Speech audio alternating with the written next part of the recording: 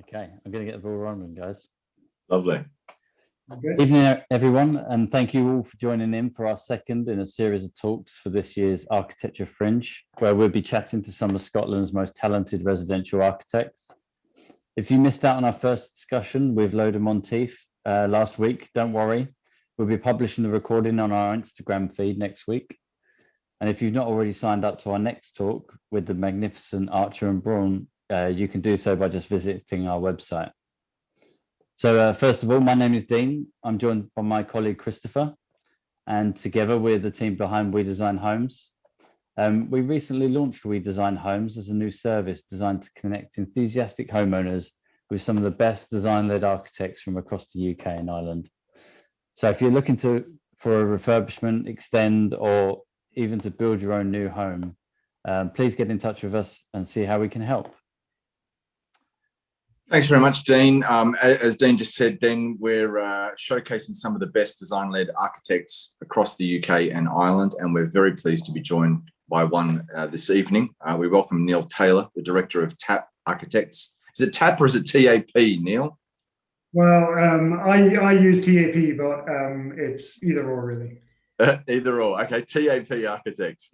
Now, Neil and his practice have a reputation for delivering compelling and elegant designs with a focus on creating simple and distinctive building forms that are always specific to their context. Today, he'll be taking us through a journey on some of his most recent projects. If you have any questions, please feel free to drop them into the chat at the bottom of the screen, and we will have a short Q&A at the conclusion. So welcome, Neil, and over to you. Well, thank you very much. Thank you, Dean and Christopher. We Design Homes, thank you for asking me to be and the practice to be involved in your series of talks. Thank you for ArchiFringe for having us also, and thank you if you've tuned in. I hope you will enjoy the talk. I'm just going to get the slideshow up. Here it is. So the talk is going to be covering two recent new build houses that we've completed, and to go through the process that we followed with our clients to develop the designs from the initial discussions right through to completion. The title of this series of talks that We Design Homes have suggested is to talk about how to make nurturing places to live. So that's obviously something we try and do to make our homes comfortable, sustainable, and hopefully uplifting for the people who live there. The first house we're going to talk about is up in northeast Aberdeenshire. It was located on a large kind of dilapidated farmsteading, which was cleared to prepare a space for the new house on the site.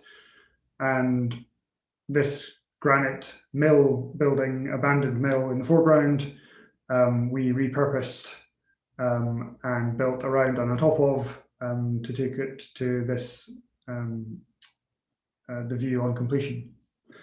The second project is called the Flax Mill, which the clue is in the name. It is also an old mill, but this is a dry stone wall construction, much older than the Aberdeenshire site.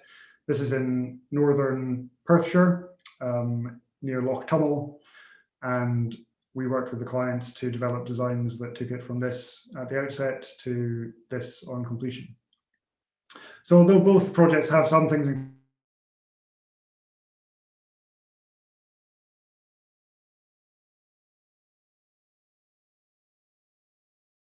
very different, so the completed buildings have their own character and their own specific layouts.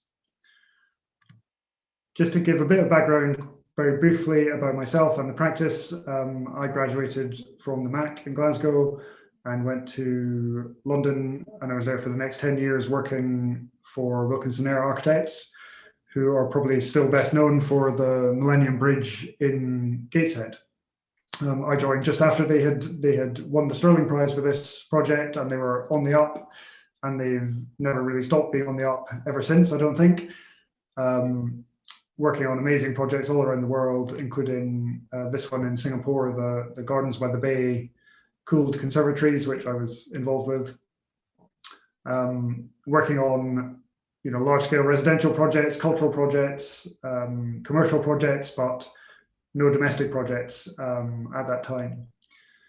And in 2010, decided that I would move back to Edinburgh, and that was mostly driven by the fact that my father, who had run a design and build firm for his whole career, was keen on retiring, and I'd agreed with him that I could come and the new practice could take on some of their work, some of their clients.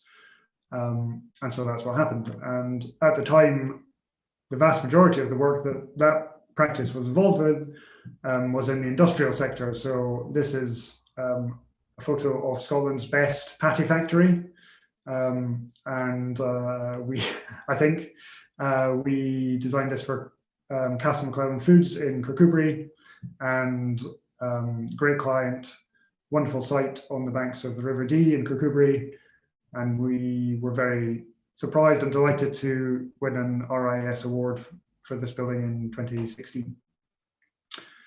But around the same time, we were beginning to be asked to work on domestic projects, and probably like a lot of small firms, it was commissions coming from friends and family and through word of mouth, and some of those are quite dangerous commissions to take on, working for friends and family, but we did it. And this one is actually the first one that we finished, which was for my mother-in-law, on the banks of Loch Gilp in Argyll and Bute.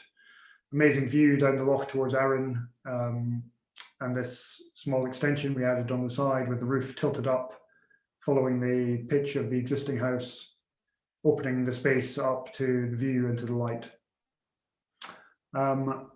And this type of project, we were doing quite a few of these kinds of small scale additions and renovations. And this was our introduction to the world of working in the domestic architecture sphere. And it has, a real set of challenges, which I think are quite different from working on other building types, challenges and pleasures, where the depth of understanding and communication between the designer and the client, whether it's an individual or a couple or a family, that has to be a very deep conversation that has to happen to make the house, the new home, absolutely attuned to the client's requirements. And of course, it goes without saying, really, but if they're paying for it, and this might be all of the money that they have, all of their savings going into these projects, the stakes are very high, and they're going to demand a lot from their designers, absolutely rightly, and they're going to pay very close attention to every decision that is made for every detail of the house. So it's a really demanding but fulfilling engagement between the designer and the client. And I've included this quote just as an example of quite how much it can mean to a client, where the house represents everything that they want to project to the world, and it was an interesting conversation with this client whether this was the right way to look at it. But of course, you have to understand how they are going to live, what their routines are, what their ideas about how they want to live in the future are, and that has to be engaged with. And communication is absolutely the key. The preparation of the right drawings, the right information, the right models, using the right words. And sometimes the feedback you get is also challenging, because it's not quite clear why one option makes the client react in one way or one option doesn't. So, this client reacted to an option we were showing her. It made her feel sad. Our job was then to work out how to make her feel happy. And I think in the end, we did design her an extension which got there. So it's now the majority of the work that we do in the practice is for domestic clients, and it's something we absolutely love doing. Do you personally enjoy that side of the business compared to the more public buildings? I do. I think you've got a chance to make I mean, maybe it sounds corny, but you've got a chance to make a difference to people's lives, and that is really enjoyable. That's what it's about as an architect.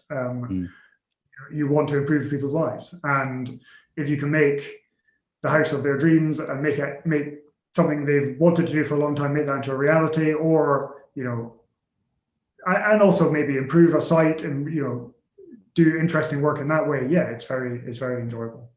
Right. Yeah.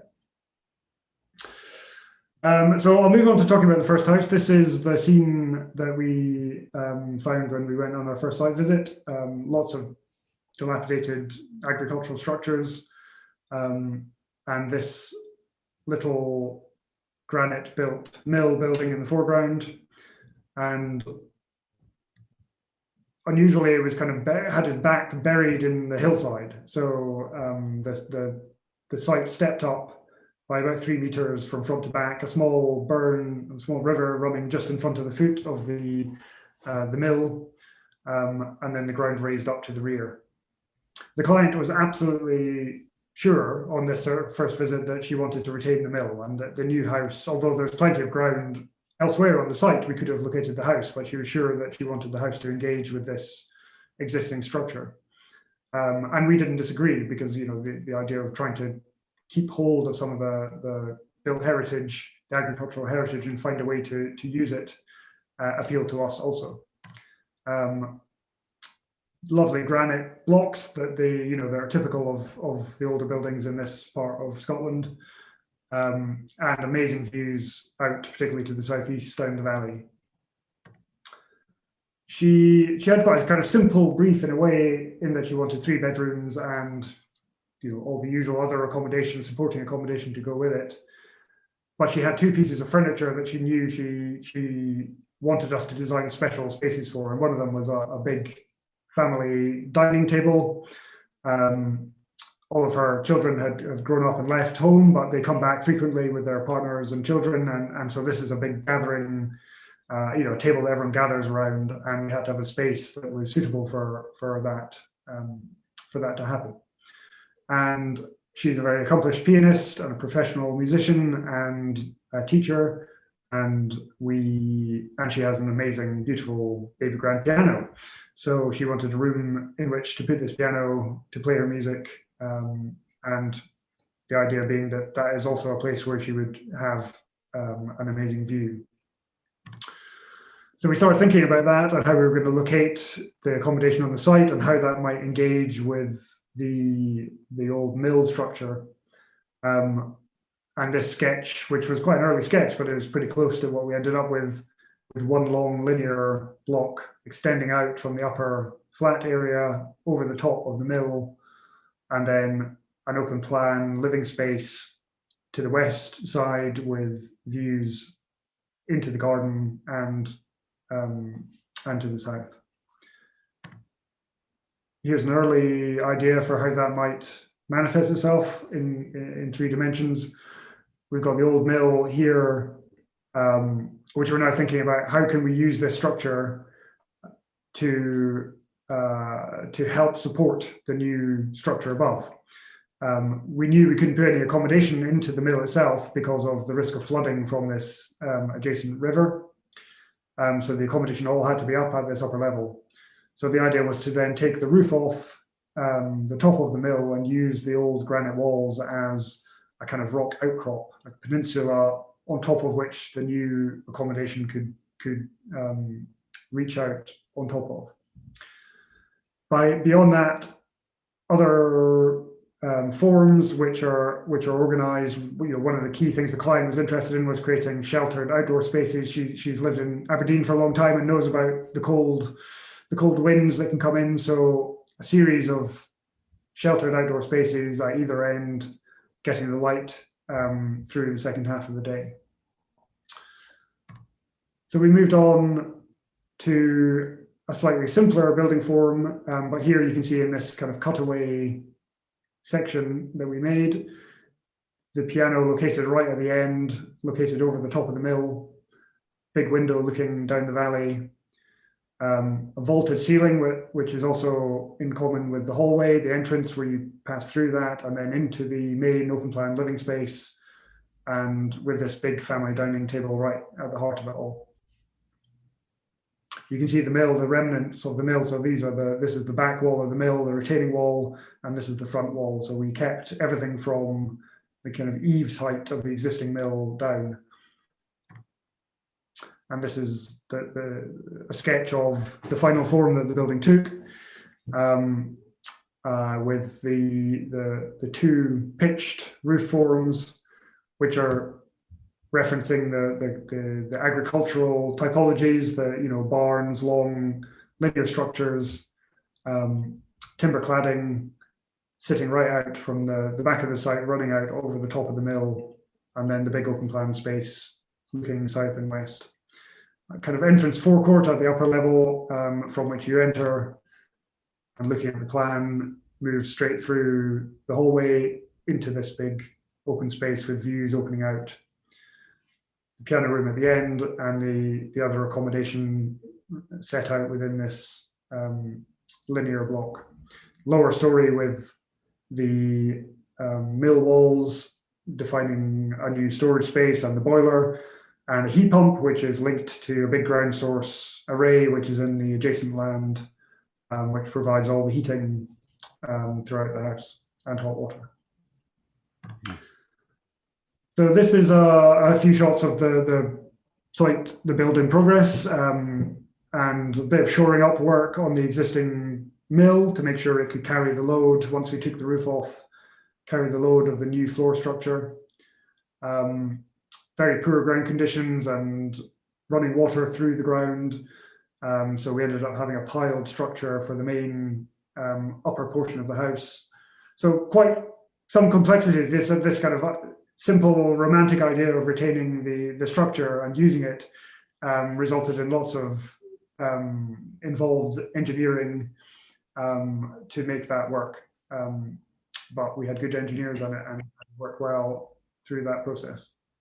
It's nice to see, actually, because I know some other talks we've had, the prospect of maintaining the existing structure and kind of utilizing it.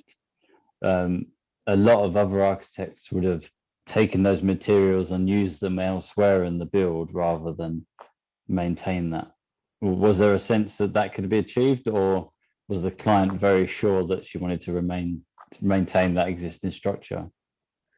I think the structural strengthening works were, had to be done, but they weren't hugely expensive portion of the build. The complexity added to the design of in terms of the setting out and how you make sure that the new structure that's sitting on top of this slightly irregular structure below, it added lots of complexity for sure to the design, and it added a bit of cost. But I think it was very appealing to leave and use to repurpose the existing structure. That seemed like absolutely the right thing to do. Yeah. This is it as a kind of shell on a very cold winter's day with the client looking on, hopefully not horrified by what she's seeing. And yeah, so it's great once it starts to take shape and you can see the forms and you can see how the things are, the new elements are going to relate to the existing, and really wonderful moments where window openings start to appear and the framed views that you hoped were going to look good do indeed look good. So this is in the piano room, obviously before all the internal linings and finishes and those elements are completed. And this is it after it's finished with the very lovely grand piano sitting in pride of place. I mentioned the engineers. Obviously, there's a big team of people working to ensure that technically the building works well. The new supporting structure spanning across from the top of the existing mill wall to the beam that was there over the big opening into the mill.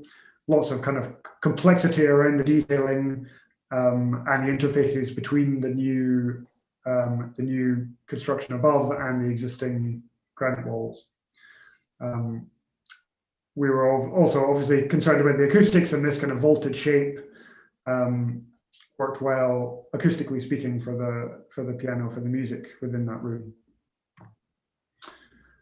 This is a photo on completion of the exterior. So we, I think we really wanted to kind of dramatize this and emphasize this this play between the building running from the solid flat ground in the rear and then projecting right out over the old mill. So this is the interface that we were just looking at in detail, the aluminium channel, and then the stepping out of the beautiful dark stained larch boards, and very minimal detailing. So it emphasizes the kind of sculptural, formal qualities of the building. And you can see that well when you're looking at it from below, with these new big sliding doors in the existing opening that was there in the side of the mill, and then the new accommodation in this linear form above, and the entrance in the middle. And then this kind of stripped back, quite minimal aesthetic we carried through into the interior. Quite a kind of limited palette of materials and colors, which lots of conversations with the client about the pros and cons of that, but this was her kind of, her real desire was to have quite a kind of neutral, calm interior, taking some of the qualities of the exterior, so the big sliding door between the hall and the living room, looking in across the big family table, and then a series of windows that frame views out to the landscape in every direction. Nice, a lack of a hearth, just the stove sitting straight onto the floor, those kinds of details that were long discussed and debated, and but they really help provide this kind of really clean, calm aesthetic within the interiors, I think. And then lovely big sliding doors out to the terrace on the south, and some details of the kitchen and the built-in furniture, and a big window to the west from the kitchen. And so all of these big dramatic spaces are obviously really important. There's also lots of smaller spaces that we spend just about as much time in discussion with the client. Again, to achieve this kind of minimal look actually takes an enormous amount of work. But again, the placement of the windows, the ensuring that everything lines through just right. There's a lot of pleasure in that as a designer, and when the client is, if that's their preference as well, then that can work very nicely and be a very enjoyable process. Nice. Here's this kind of, you can see, I think, quite clearly from the views from the west, the borrowing from the kind of agricultural forms, these two barns sitting together, but in quite a kind of dynamic composition together. And then this quite striking shot. I should just call out to David Barber, fantastic architectural photographer. All of these photos you're seeing in this slideshow are by him. So he's done a great job. And this is one he took in the gloaming, looking from the garden. So the second beautiful looking building. Oh, thank you. It is stunning. It is. Neil, just before you move on to the next project, I enjoyed your description of working with family or friends earlier on as potentially dangerous. I wonder, obviously working with this particular client and others since, and there'll be people on this call who are not related to you, not surprisingly. How much of the early stages of your sort of design development, and indeed even before the potential client has chosen an architect, what's the getting to know process? How do you kind of generate that sort of knowledge and intimacy with the client, maybe even before you're selected, but after you're then taken on for commission? I mean, I think it's definitely easier now because there's a body of work that we've done in this sector. So people are generally coming to us now knowing the sort of work that we have done, and there's there's a bit of a common ground there that they like what we've done and they want us to do something along those lines. So that's perhaps making it easier. I think at the outset, but I mean, that's not to say we obviously don't do the same thing every time. It's absolutely the opposite. We do prepare designs that are absolutely based around the requirements of the client brief and the context in which we're building. How you arrive at a client brief and how you get to know the client and understand their routines and their, how they want it to be. I mean, it's not the same. It's different every time, really. Sometimes clients have a very, very specific idea about what they want. And, they've already written a schedule and they've already got, a Pinterest page set up, and it's, they've got a really clear direction that they want to take the design in. And at other times, they come and say, we want to build a house, but we really don't know, we have no fixed ideas at all about what to do with it, or we have an existing house and there are things we don't like about it, and we don't quite know how to fix them. So we want your ideas, and we want you to be the one bringing the ideas. And all of those scenarios are absolutely fine for us, and we just have to react to where the client is at in their thinking. And some people might have spent a lot of time thinking about architecture and house design before coming to us. And many of them have never thought about it at all. So it's all completely new and a kind of frightening prospect. I think that the communication is really the key to it. And how do you draw out of the client what it is really that they're after, what are their priorities, and then how do you give them back information through drawings, as I said near the beginning. All the material given them has to be presented in a way that they can understand and that's accessible. And and it's an iterative process, so you just keep it trial and error, and you're going back and listening and trying to respond, and that's how you hopefully arrive at a solution that works for them. Nice. Thank you. Okay. So these clients, the flax mill, they had bought this strip of land and they hoped to build a house on it. They had a very small pot of money, really, for what they wanted to do and for the kind of site that they had bought. But all they knew really was that they wanted, at least one bedroom and nice spaces that would make the most of the views. And that was kind of the extent of the brief that we had from them at the start.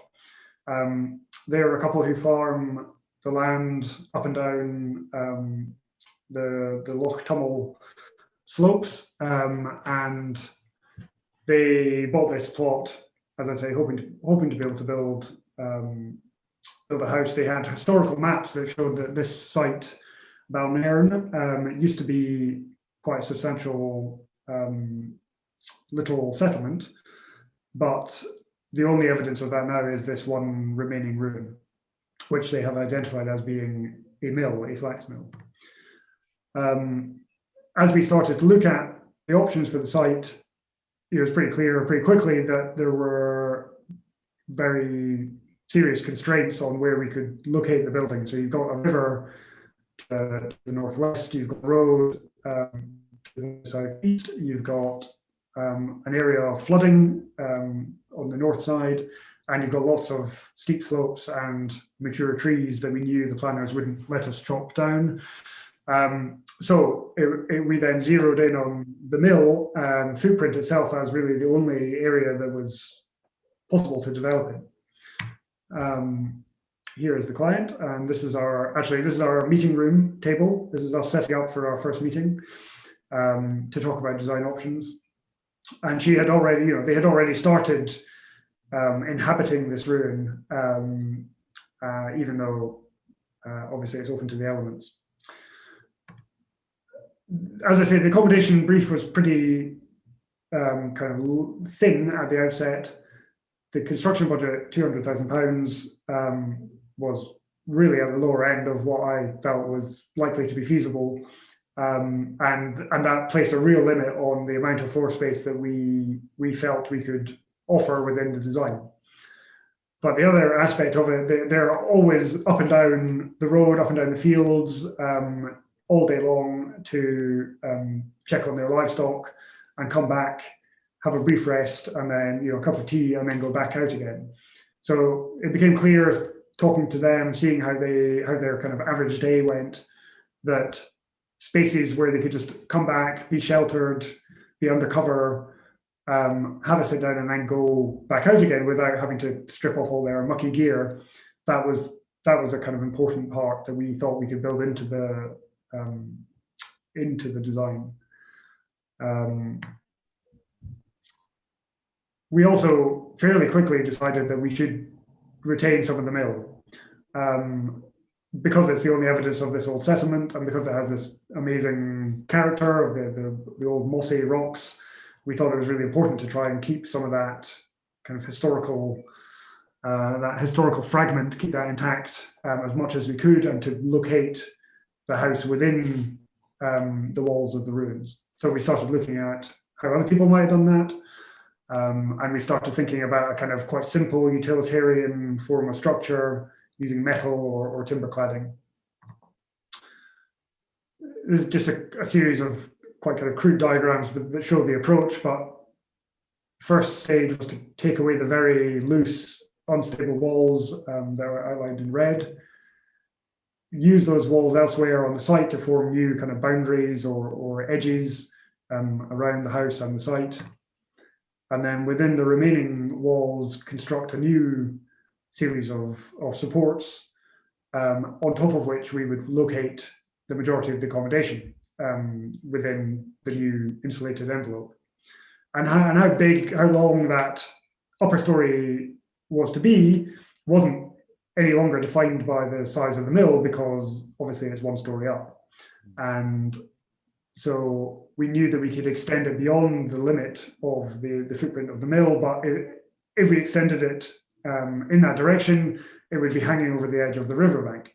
And so we started thinking, well, this then has to be some kind of cantilever structure to avoid putting a big, disruptive, difficult and costly to install foundation and post into the edge of the river. So here's us starting to look at that with a little physical model, looking at that cantilever, how the volume floats above the remaining mill walls out over the edge of the riverbank. Some very kind of attractive, evocative drawings, I think, that were done by my colleague, Aitor, that I think tell the story about how we're trying to site this new house both within the woodland context and in relation to the remaining stone walls. And at this stage, we were thinking that the lower story would be almost entirely open, with just an entrance and stair taking you up to the upper level. And that would be space for them to store some of their farm equipment, and spaces, a kind of outdoor, half indoor sitting space, but built in a way that is flexible enough that at a future time you could then enclose it if they had the funds that would allow them to do that. Part of one of the references that we liked were these kind of Galician grain stores where these timber-clad volumes are held up on the stilts, and the clients really liked that agrarian reference when we showed it to them. This is just another closer elevation showing this idea of the open structure at the bottom and the volume above. And here it is under construction with the stilts set in from the stone walls, so as to avoid any risk of undermining or destabilizing the walls, and the first floor cantilever structure to support the upper story. And you can begin to see just at this stage how that new steel element is going to sit in relation to the stone wall, and that's something we really enjoyed, that contrast and play between the new kind of refined construction and the roughness and texture of the old stone. And then, just as we had got planning, the client did indeed find some more money to put into their budget, and they came back and said, okay, well, actually, we would like to enclose more of the lower story, if that's possible, and add a bedroom downstairs, add a little utility room at the other end, and this can serve our outdoor sitting area that sits under the flying upper story cantilever structure. So it was kind of late in the day, but we did adjust our design to do that. You can see here the central hall and staircase that takes you up to a route that you follow to either the kitchen diner at one end with very nice views east down the valley, or to the other end, open living area with glazing looking northwest, hanging out over the river, and lovely views towards Schiehallion, the famous Perthshire mountain. And a couple more drawings are showing the relationship between the new construction and the old walls, how we're kind of keeping our distance, and cantilevering the building over the top of the mill wall on the side adjacent to the river. And here's this big cantilevered structure providing the covered space at the western end. Nice.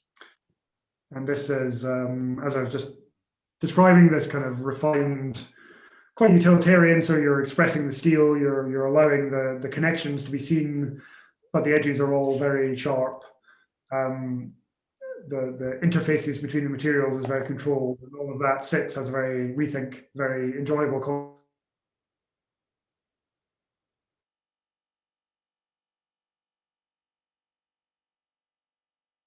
Looking down the hill towards it, you can see it in its woodland context there. So it sits quite comfortably, looking like a modern timber-clad piece of rural Scottish architecture, I think. I mean that in a good way. And then you see that one end is missing, and that gives you a kind of jolt of surprise. And that's the space that probably gets used more than any other room in the house. This is, they have a dining, chairs and tables set up here. Guests, I mean, it's obviously been very COVID friendly. Guests who come to visit sit there, and this is a kind of entertaining space. And you sit there and the river is running past and you have the view out to the woodland, and it's a really lovely space. You can see the living room above, and this is the view from the river side. So here you see the real drama of the kind of offset of these two volumes and the extent of the reach of the cantilever. And when you're standing here in this window, looking down over the river, it's a really dramatic moment. And these are just some close-ups. This is showing this this mostly glazed end, glazed corner, and the view again up at the river. This is after dark, so we've got lots of nice lighting up the kind of warmth of the timber to give this kind of welcoming appearance in what is otherwise a very dark site at night. These kind of utilitarian features we carried through with the express structure into the interiors.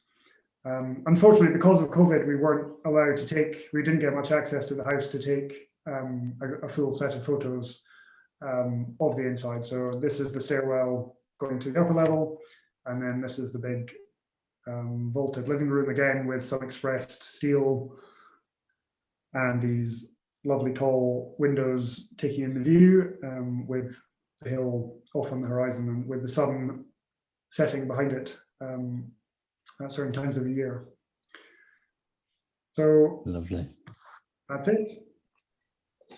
Neil, I'm always interested in architects working in this part of the world, about the obvious need to introduce natural light into a building.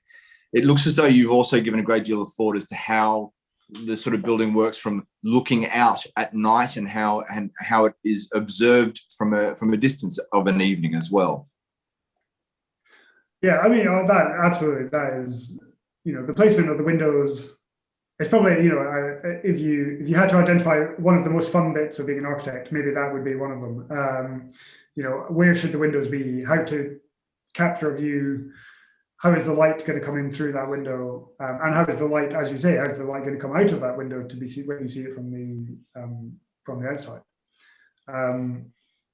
Yeah, it's a a lot of work goes into trying to figure out the right proportions of glass to solid in a room or in a building in general, and I think because you're always very concerned. I've mentioned sustainability a couple of times. Obviously, you're always very concerned about thermal performance. You need to be careful about when you're going to use a lot of glass.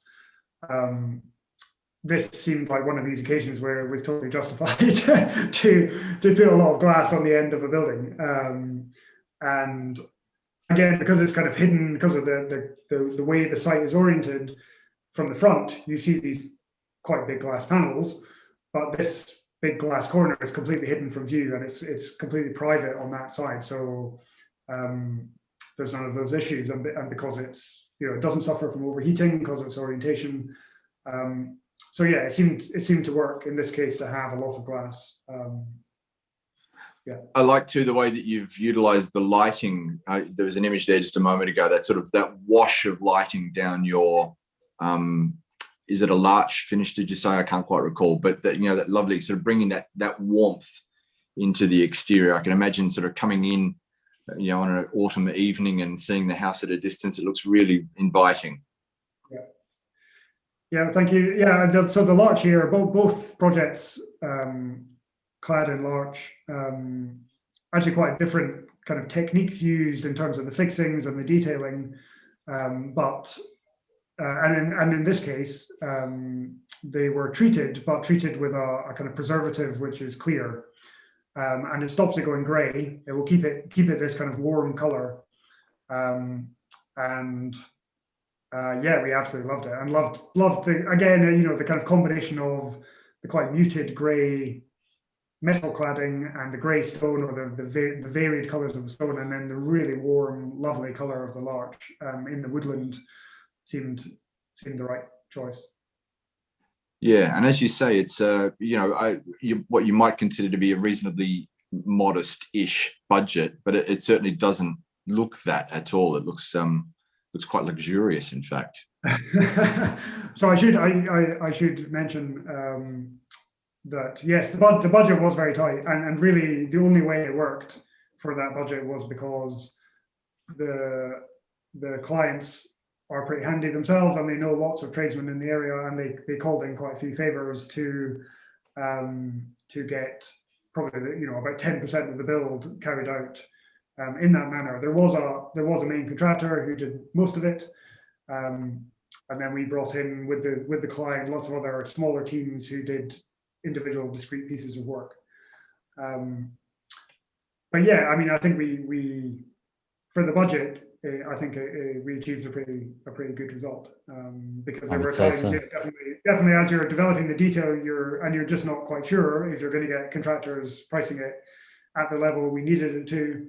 But yeah, we were pleased that we met the budget in the end. Brilliant.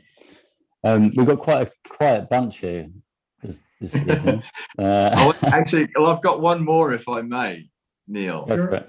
At the start of the presentation, you gave a quote from one of your clients about something about the manifestation of their personality.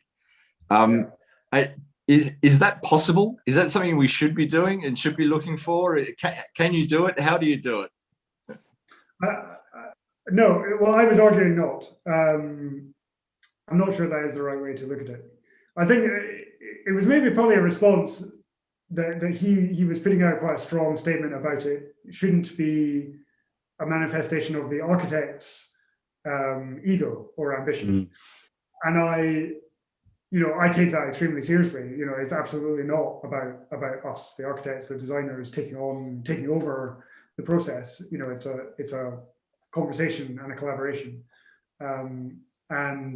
But nor do I really think that a house can be or should be a manifestation of an individual's personality. A house is, but you can design it very closely around the sets of requirements that you establish are the most important things that the house needs to do. because a house, a building obviously is more than just the person. It's going to stand there for a long time, and it has to relate to its context, and be sympathetic to its context. And that's, those are equally important as to the requirements of the person who's going to live there for the first 20 years, in my view. So yeah, it was a good discussion, and we moved on.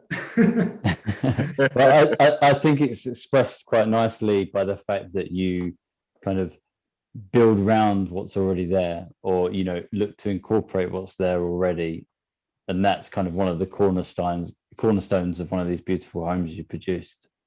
So I assume that's something you like doing and would prefer to do in the future, is working with what's there. And yeah, I mean, if something good is there, if something with a quality and a character and stood there a long time, then I think there's an obligation to try and keep that, both in terms of, because there's history there, and why should we erase that if you don't have to, and because there's embodied energy in that material that's been put there, and so it's a sustainable approach to use it.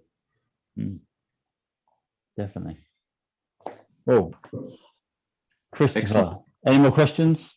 Nothing more for me. Thank you very much. Brilliant. Well, thank you so much for your time, Neil. We really appreciate it. And thank you everyone for tuning in. If you've got any more questions, feel free to drop us a message or get in touch with Neil directly. I'm sure he'll be happy to answer. Certainly, yeah. Brilliant. Well, thanks very much, Neil. Thank you, Neil. Have a lovely evening. Take care. Thank you very much. Bye. Bye-bye. Bye-bye. Bye.